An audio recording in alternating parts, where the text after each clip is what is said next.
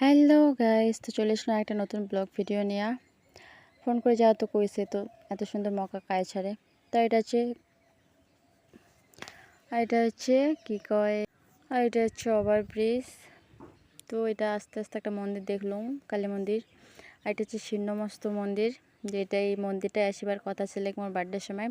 আর এটা হচ্ছে junction railway station.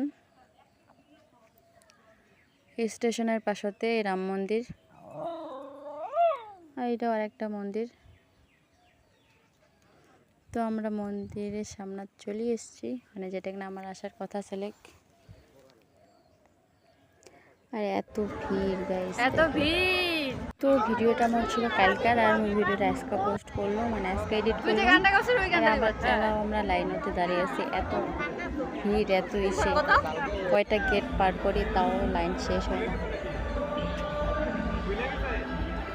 এবার আমার মন্দির দর্শন করে পাই নাই, মানে ঠাকুর দর্শন করি নাই, এবার প্রচুর লাইন।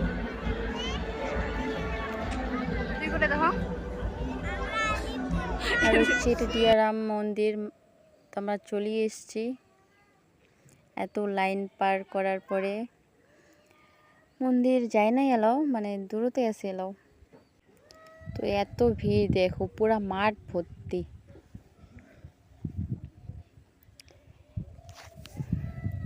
এত ভিড় গাইস, কি আর কই, যাই এসছে তাই বুঝবে আর কি। এত ভিড়, এত সুন্দরও লাগে দেখিবার।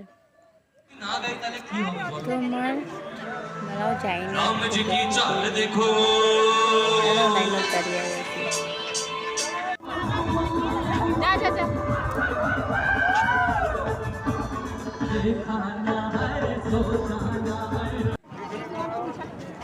তো আমরা এলাম ভিতর ঢুকবো, প্রচুর ভিড়, ঠ্যাং দেওয়ার জায়গা নাই গাইস,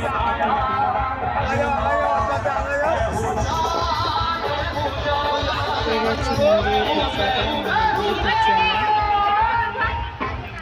ওই যে রাম মন্দির, লক্ষ্মণ সীতা,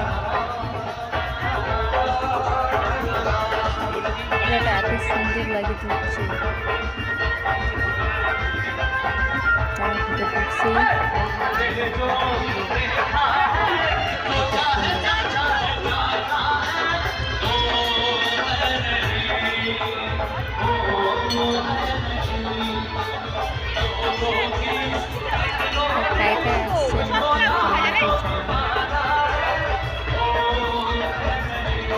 আমি আজকে ফার্স্ট গেলাম,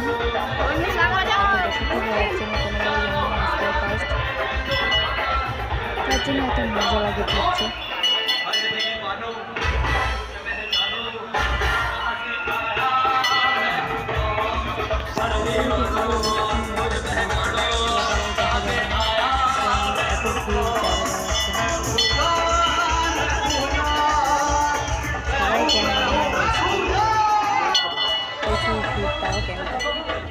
আসছি যা হতো ক্যামেরা তো করাই খাবে।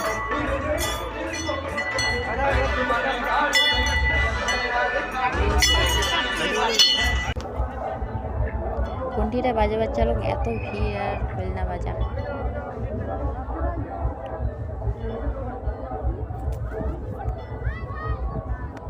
তো ওই যে ঠাকুর, রাম মন্দিরের কালী ঠাকুর,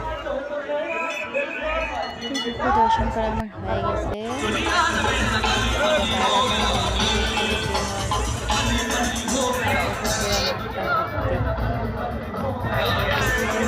জান কুমার শানু গান করে দিচ্ছে, কুমার শানুর বেটা।